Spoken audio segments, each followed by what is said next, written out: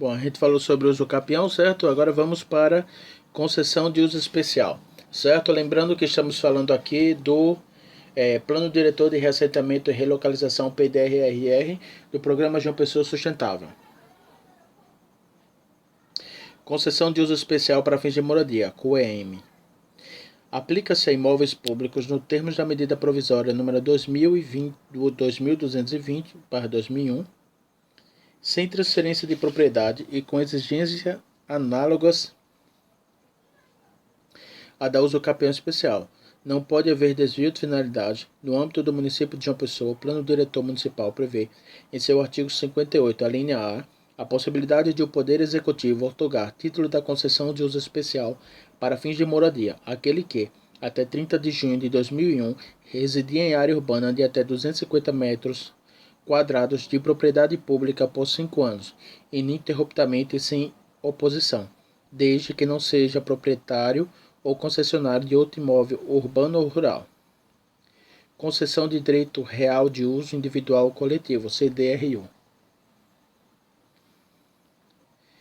Não constitui direito subjetivo, mas instrumento da ação discricionária do poder público de que agiliza as ações de regularização fundiária. Nos programas de interesse social, tem valor de escritura pública. Agora vamos para essa questão do discricionária, certo? Discricionária, se eu não me engano, vamos pesquisar aqui, discricionária.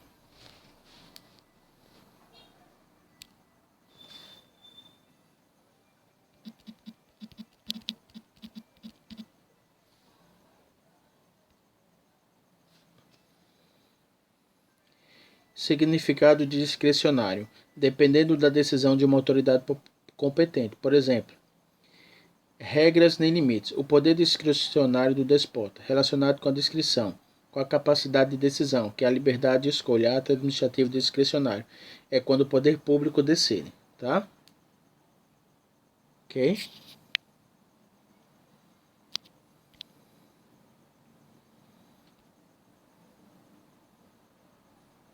Os atos discricionários seriam aqueles no quais a lei confere ao agente público a possibilidade de escolher a solução de melhor satisfação ao interesse público em questão, ou seja, são aqueles cuja lei deixa a critério do administrador a escolha. Porque normalmente o executivo, né, que é o prefeito, governador, presidente, poucas coisas ele é discricionário, certo? Em sua maioria, as ações elas dependem da lei que mande. Por exemplo, a maioria das coisas, o administrador, ele não faz, ele só faz o que a lei manda fazer.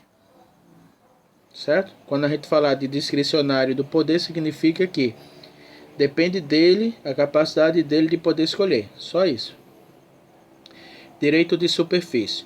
O direito de superfície foi incluído no conjunto de instrumentos de regularização fundiária do Estatuto da Cidade, artigo 21 e a 24, previsto em título específico no Código Civil, artigo 1369 e 1377, pode ser utilizado para fins de regularização fundiária. Neste caso, o proprietário do imóvel da área particular ou o poder público, a partir de um contrato, concede o direito de superfície à população beneficiária da regularização fundiária, outorga onerosa ou do direito de construir. O objetivo deste instrumento é separar os direitos de propriedade e os de edificação. A outorga onerosa sobre alterações de uso e uso capião do solo pode gerar recursos para investimentos em áreas carentes. Conforme estabelece o artigo 26 do Estatuto da Cidade, o poder público municipal deve utilizar os recursos de outorga onerosa para atender às necessidades e demandas habitacionais da cidade, levando em conta a urbanização, a regularização fundiária das áreas ocupadas por população de baixa renda. Operações urbanas consorciadas. Consorciadas é consórcio, tá? São definidas no artigo 32 do Estatuto da Cidade e possibilitam as aplicações de recurso oriundo dos negócios imobiliários das operações urbanas para regularização fundiária de assentamentos irregulares. Transferência do direito de construir.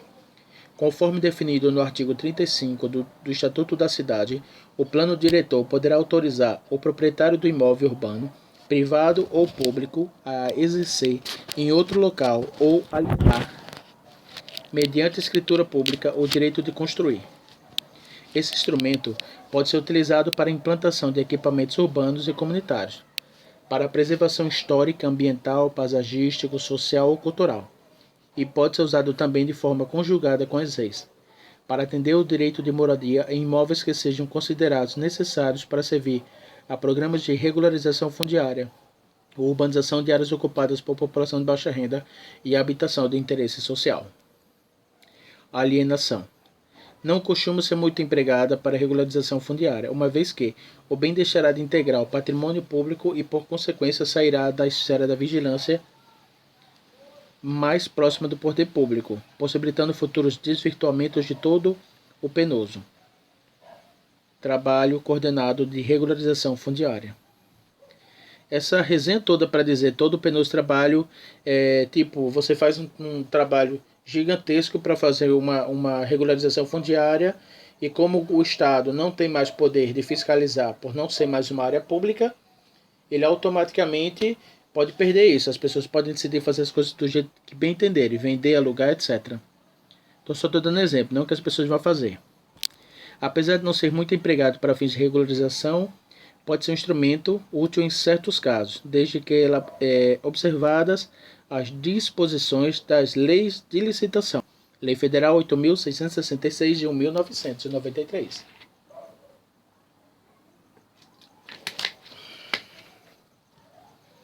Doação. Também não costuma ser utilizada com frequência por conta dos mesmos motivos expostos para as alienações. No entanto, para determinados casos, faz-se alternativa viável. Adjudicação compulsória. Vamos lá. Adjudicação.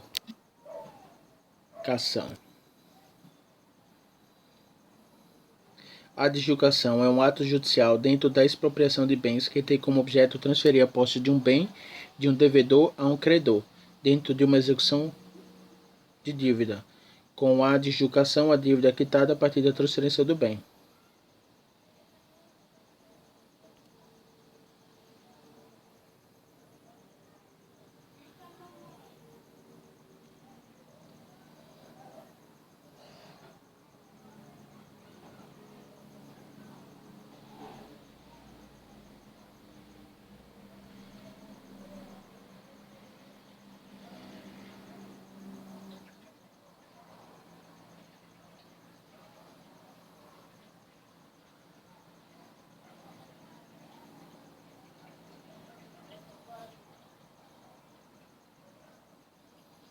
Ok.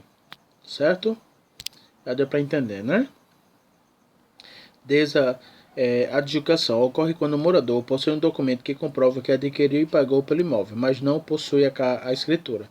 A partir desta comprovação, é proposta uma ação judicial e o juiz decide pela adjudicação compulsória, o registro de imóveis em nome do comprador. A adjudicação só gerará registro se o imóvel adquirido tiver matrícula ou transcrição em nome do vendedor. Desapropriação. A desapropriação consiste na transferência compulsória da propriedade de bens ou imóveis particulares para o domínio público, para o governo, certo? Em função de utilidade pública, interesse social ou necessidade pública, como ocorre, por exemplo, em calamidades. Instituto bastante utilizado para viabilizar terrenos de titularidade particular a servirem para regularizações fundiárias, o antigo proprietário deverá ser indenizado, via de regra, em dinheiro.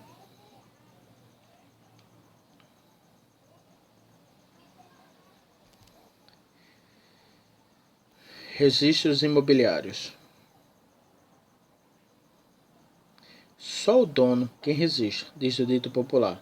O registro do título em cartório é a garantia e a segurança efetiva da posse. Significa que o detentor do título tem a segurança jurídica da propriedade.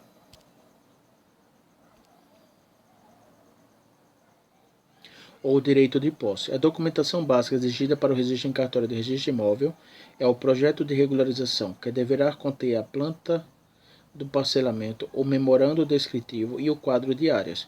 a certidão de registro anterior, a comprovação de titularidade e aprovação dos órgãos competentes. No caso de regularização de assentamentos, em vez de auto de aprovação, pode ser emitido pela Prefeitura um auto de regularização de parcelamento de solo. Identificação das normas. Federal.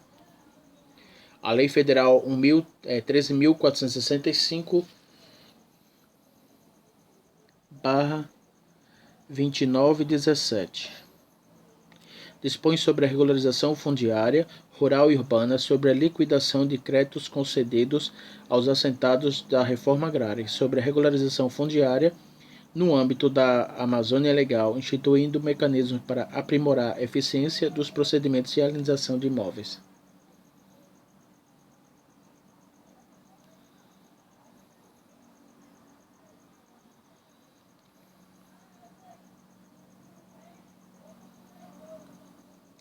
Esta nova regularização fundiária urbana transcende os elementos jurídicos referentes à titulação. Assim, trata-se da segurança jurídica dos cidadãos que possuem imóveis públicos ou privados que querem regularizá-los.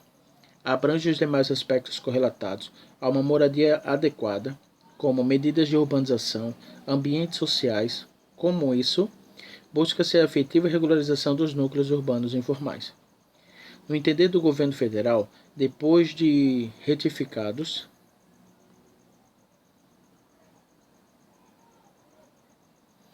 no entender do governo federal, depois de identificados os núcleos informais pelo poder público e concluída a RELB, os núcleos urbanos que até então eram informais são juridicamente reconhecidos, tornando-se dessa maneira aptos a receber investimentos públicos voltados à promoção da função social das cidades.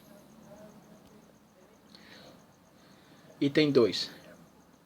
Lei Federal nº 10.520 de 2001, Estatuto das Cidades, traz diversos instrumentos que visam o aproveitamento racional e sustentável do espaço urbano. Prevê a desapropriação urbanística, sancionatária dos imóveis, sancionatária para imóveis não edificados, subutilizados ou não utilizados, regulamentando as determinações constitucionais do artigo 182, parágrafo 4, inciso 3º, que pode ser utilizado como eficaz instrumento para a regularização fundiária nas hipóteses em que seja cabível prever regularização fundiária e a demarcação urbanística para fins de regularização fundiária da Lei Federal 11.977, como instrumento da política urbana. Determina que os planos diretores fixem diretrizes para a regularização fundiária de assentamentos urbanos irregulares, se houver, observadas a Lei nº 11.977 de 2009, e demais normas federais e estaduais pertinentes, e previsão de áreas para habitação de interesse social por meio da demarcação de zonas especiais de interesse social, as EIS, e outros instrumentos de políticas urbanas, onde o uso habitacional for permitido. Prevê o direito de superfície, o direito de preempção e a outorga onerosa de direito de construir, que podem ser utilizados como alternativa para efetivação de regularizações fundiárias. Prevê a possibilidade de uso capião coletivo para áreas urbanas com mais de 250 metros quadrados, ocupadas por população de baixa renda.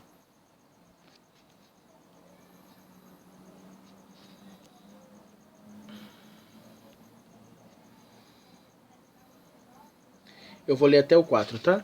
Item 3. Medida provisória, número 2.220, de 2001, CUEN. Regulamenta a concessão de uso especial para fins de moradia.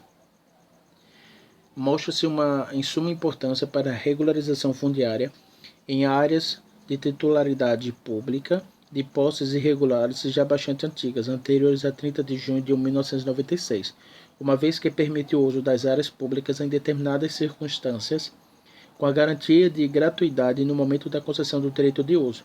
Trata-se, portanto, de uma espécie de uso capião que não acarreta a aquisição da propriedade, mas sim da concessão de uso especial para fim de moradia. Representa um grande avanço para a regularização fundiária em áreas públicas dos imóveis de pessoas com baixa renda. Item 4. Decreto-Lei número 27, de 1967.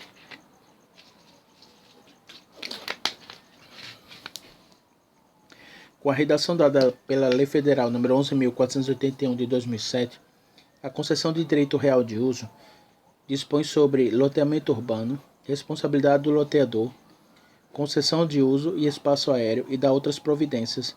Mostra-se importante para o tema da regularização fundiária, tendo em vista que, em seu artigo 7, institui a concessão de uso de terrenos públicos ou particulares remuneradamente ou gratuita por tempo certo ou indeterminado, como direito real ressolúvel para fins específicos de regularização fundiária, de interesse social, urbanização, industrialização, edificação, cultivo da terra, aproveitamento sustentável das vargens, preservação das comunidades tradicionais e seus meios de subsistência, outras modalidades de interesse social em áreas urbanas.